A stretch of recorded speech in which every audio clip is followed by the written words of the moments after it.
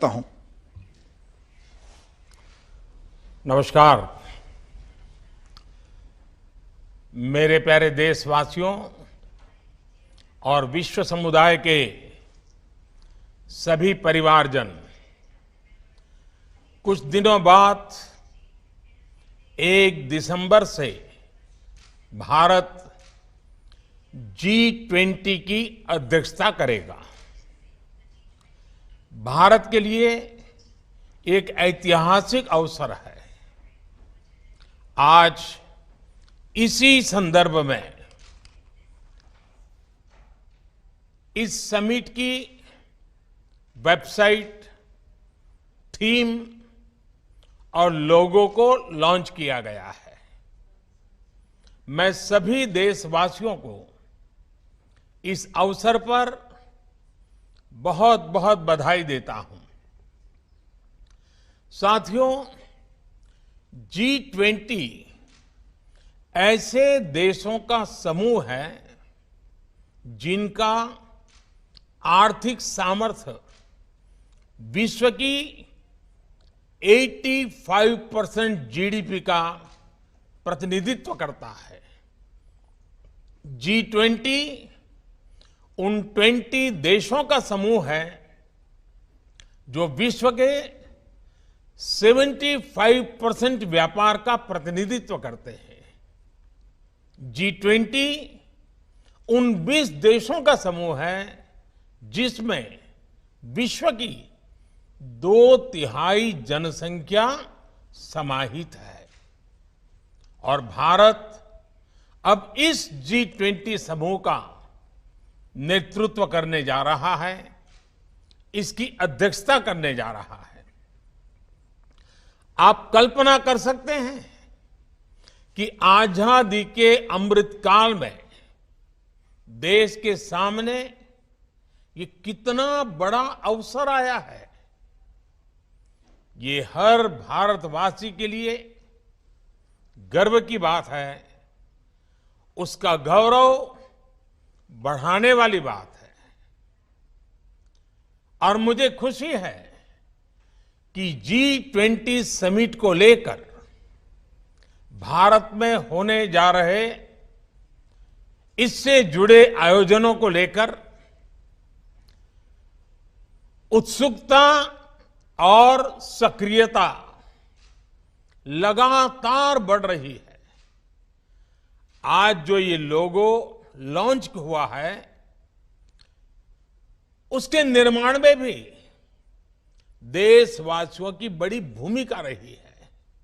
हमने लोगों के लिए देशवासियों से उनके बहुमूल्य सुझाव मांगे थे और मुझे जानकर बहुत अच्छा लगा कि सरकार को हजारों की संख्या में लोगों ने अपने क्रिएटिव आइडियाज भेजे। आज वो आइडियाज, वो सुझाव इतने बड़े वैश्विक आयोजन का चेहरा बन रहे हैं। मैं इस प्रयास के लिए सभी का हृदय से अभिनंदन करता हूं। साथियों, G20 का ये लोगो केवल एक प्रतीक चिन्ह नहीं है, ये एक संदेश है, ये एक भावना है जो हमारी रगों में है। ये एक संकल्प है जो हमारी सोच में शामिल रहा है। वसुधैव कुटुंबकम के मंत्र के जरिए विश्व बंधुत्व की जिस भावना को हम जीते आए हैं, वो विचार इस लोगो और थीम में प्रतिबिंबित हो रहा है। इस लोगो में कमल का फूल, भारत की पौराणिक धरोहर, हमारी आस्था, हमारी बौद्धिकता, इन सबको एक साथ चित्रित कर रहा है। हमारे यहां अद्वैत का चिंतन जीव मात्र में एकत्व का दर्शन रहा है। ये दर्शन आज के वैश्विक द्वंद्वों और दुविधाओं के समाधान का माध्यम बने।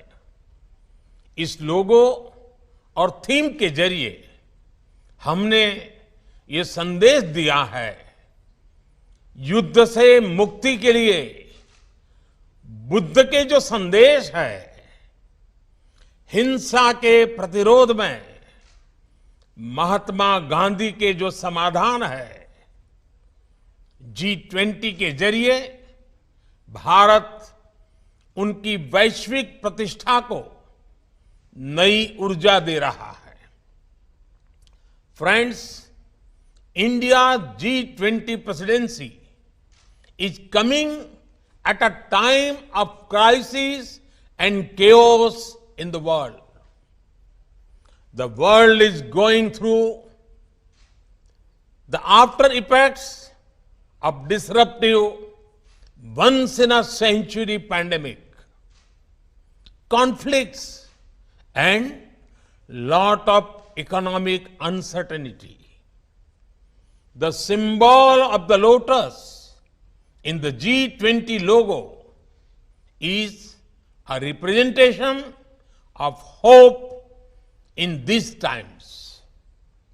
No matter how adverse the circumstances, the lotus still blooms. Even if the world is in a deep crisis, we can still progress and make the world a better place. In Indian culture, both the goddesses of knowledge and prosperity are seated on a lotus. This is what the world needs most today. Shared knowledge that helps us overcome our circumstances, and shared prosperity that reaches the last person at the last mile. This is why in the G20 logo, the earth is placed on lotus too. The 7 petals of the lotus in the logo are also significant. They represent the 7 continents. 7 is also the number of notes in the universal language of music. In music, when the 7 notes come together, they create perfect harmony. But each note has its own uniqueness. Similarly, G20 aims to bring the world together in harmony while respecting diversity. साथियों, ये बात सही है कि दुनिया में जब भी G20 जैसे बड़े प्लेटफॉर्म का कोई सम्मेलन होता है तो उसके अपने डिप्लोमेटिक और जियोपॉलिटिकल मायने होते ही हैं। ये स्वाभाविक भी है, लेकिन भारत के लिए ये समिट केवल एक डिप्लोमेटिक मीटिंग नहीं है। भारत इसे अपने लिए एक नई जिम्मेदारी के रूप में देखता है।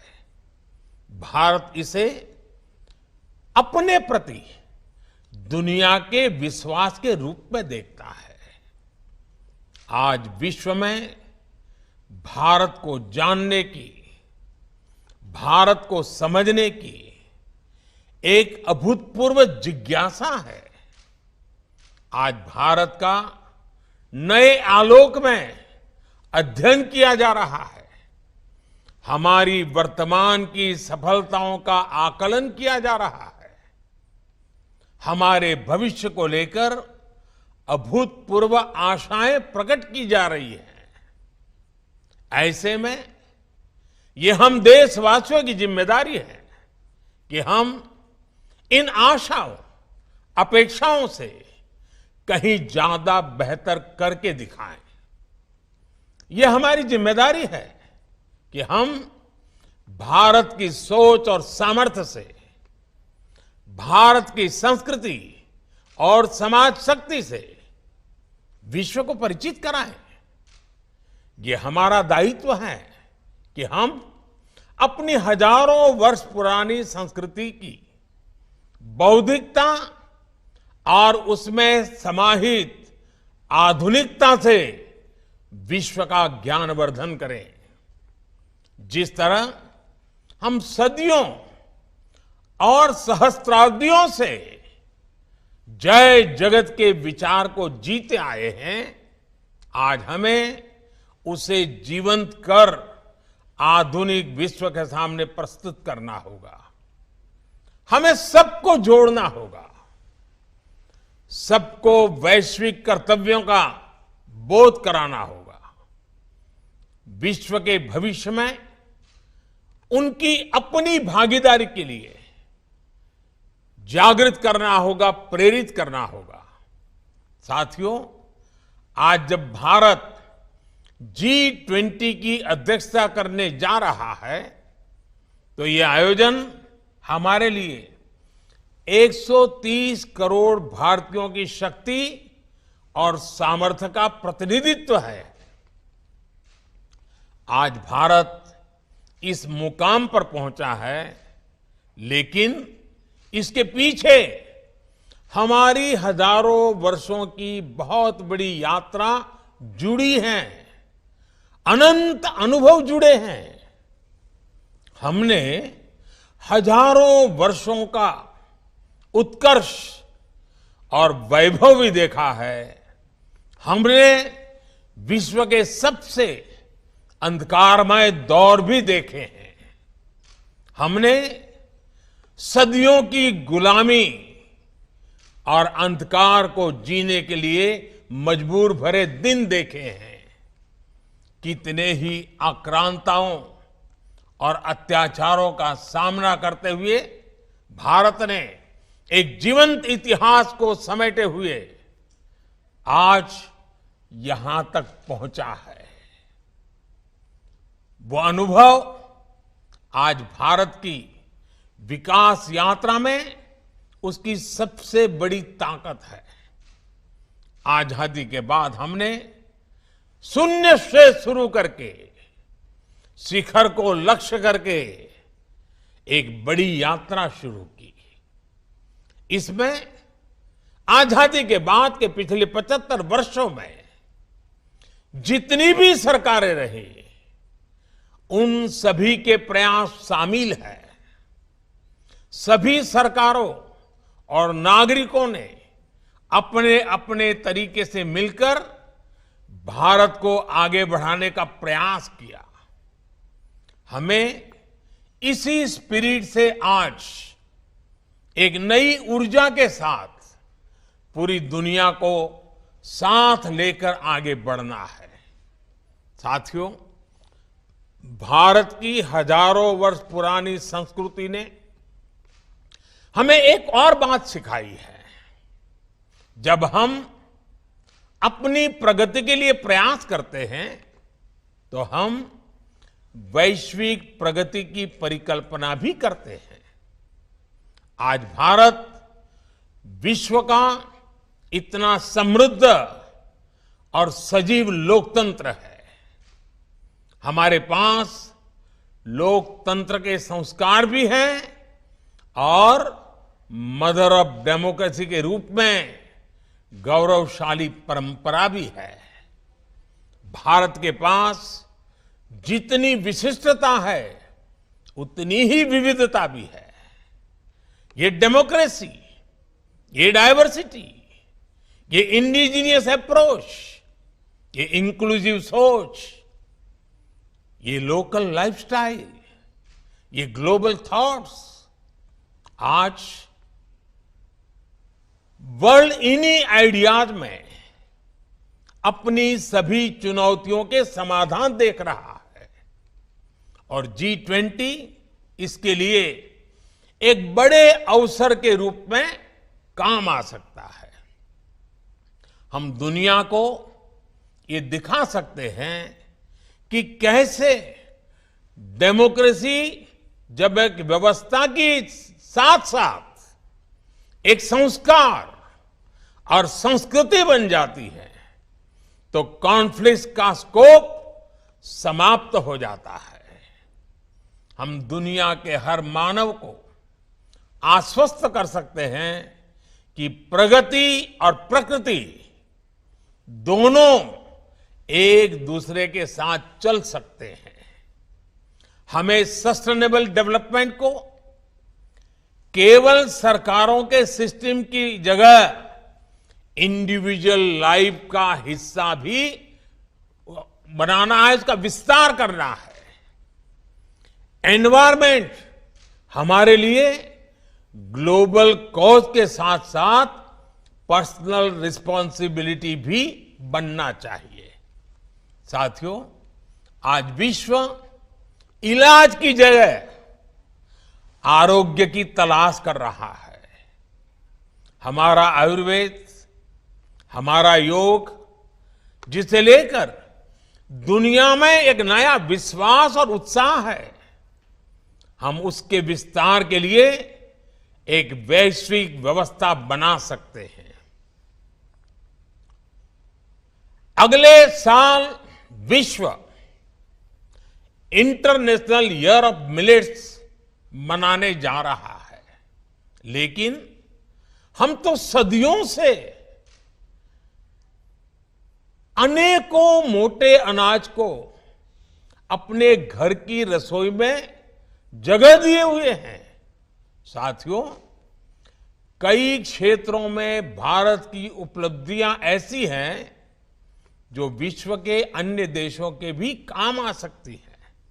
उदाहरण के तौर पर भारत ने डिजिटल टेक्नोलॉजीज का उपयोग जिस तरह विकास के लिए किया है, इंक्लूजन के लिए किया है, भ्रष्टाचार मिटाने के लिए किया है, ईज ऑफ डूइंग बिजनेस और ease of doing governance, ease of living बढ़ाने के लिए किया है, ये सभी विकासशील देशों के लिए मॉडल्स हैं, टेम्पलेट्स हैं। इसी तरह आज भारत विमेन एम्पावरमेंट में उसमें बढ़कर विमेन लेड डेवलपमेंट में प्रगति कर रहा है। हमारे जनधन अकाउंट्स और मुद्रा जैसी योजनाओं ने महिलाओं के फाइनेंशियल इंक्लूजन को सुनिश्चित किया है।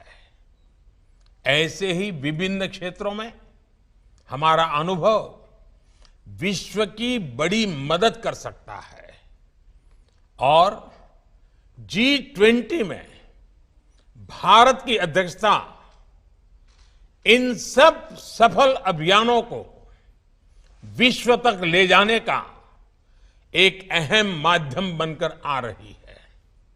साथियों, आज का विश्व सामूहिक नेतृत्व की तरफ बहुत आशा से देख रहा है, चाहे वो G7 हो, G77 हो या फिर UNGA हो। इस माहौल में G20 के प्रेसिडेंट के तौर पर भारत की भूमिका बहुत अहम है।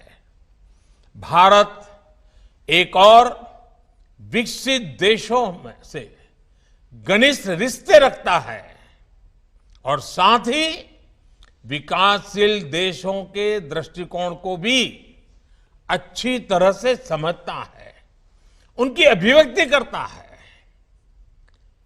इसी आधार पर हम अपनी G20 अध्यक्षता की रूपरेखा ग्लोबल साउथ के उन सभी मित्रों के साथ मिलकर बनाएंगे जो विकास के पथ पर दशकों से भारत के सहयात्री रहे हैं। हमारा प्रयास रहेगा कि विश्व में कोई भी विश्व में कोई भी फर्स्ट वर्ल्ड या थर्ड वर्ल्ड न हो, बल्कि केवल वन वर्ल्ड हो। भारत पूरे विश्व को एक कॉमन ऑब्जेक्टिव के लिए, एक बेहतर भविष्य के लिए साथ लाने के विजन पर काम कर रहा है।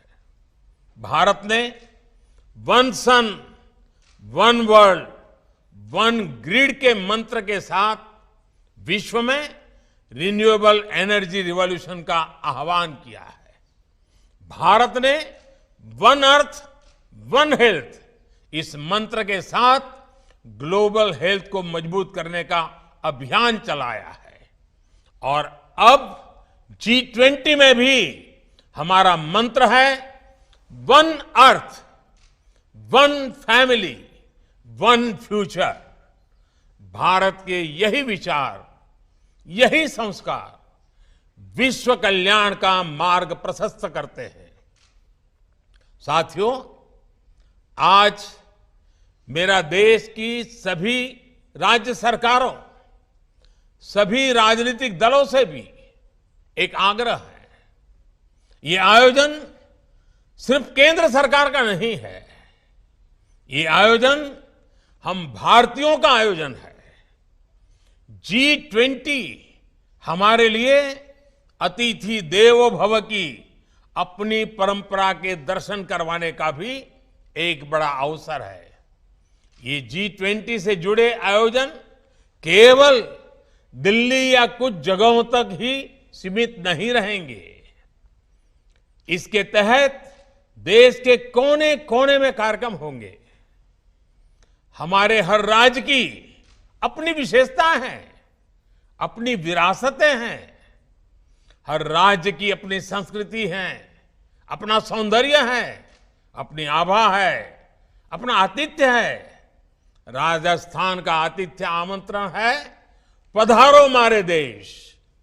गुजरात का प्यार भरा अभिनंदन है, तमारू स्वागत छे। यही प्यार केरला में, मलयालम में दिखता है, एल्लावर्कुम स्वागतम। अतुल्य भारत का दिल मध्य प्रदेश कहता है, आपका स्वागत है। पश्चिम बंगाल में मीठी बांग्ला में आपका स्वागत होता है, अपना के स्वागत जानाई। तमिलनाडु में कदेगल मुड़ी बदुलिए, यू कहता है, थंगल वरव नलवर बाहुए। यूपी का आग्रह होता है, यूपी नहीं देखा तो भारत नहीं देखा। हिमाचल प्रदेश तो ये destination for all seasons and all reasons, यानी हर मौसम, हर वजह के लिए हमें बुलाता है। उत्तराखंड तो सिंपली हेवन ही है। ये आतिथ्य, ये विविधता विश्व को विस्मित करती है। G20 के जरिए हमें अपने इस प्यार को दुनिया तक पहुंचाना है। साथियों, अभी अगले हफ्ते में मुझे इंडोनेशिया जाना है। वहां पर विधिवत रूप से भारत को G20 की अध्यक्षता लिए जाने की घोषणा होगी। मैं देश के सभी राज्यों से, सभी राज्य सरकारों से भी आग्रह करता हूं, वो इसमें अपने राज्य की भूमिका का ज्यादा से ज्यादा विस्तार करें। इस अवसर का अपने राज्य के लिए लाभ उठाएं। देश के सभी नागरिक, बुद्धिजीवी भी इस आयोजन का हिस्सा बनने के लिए आगे आए। अभी लॉन्च हुई वेबसाइट पर आप सभी इसके लिए अपने सुझाव भेज सकते हैं, अपने विचार प्रकट कर सकते हैं। विश्व कल्याण के लिए भारत कैसे अपनी भूमिका को बढ़ाए, इस दिशा में आपके सुझाव और साझेदारी G20 जैसे आयोजन की सफलता को नई ऊंचाई देंगे। मुझे विश्वास है ये आयोजन न केवल भारत के लिए यादगार रहेगा, बल्कि भविष्य भी विश्व के इतिहास में इसका आकलन एक महत्वपूर्ण अवसर के रूप में करेगा। इसी कामना के साथ आप सभी को एक बार फिर हार्दिक शुभकामनाएं। बहुत बहुत धन्यवाद।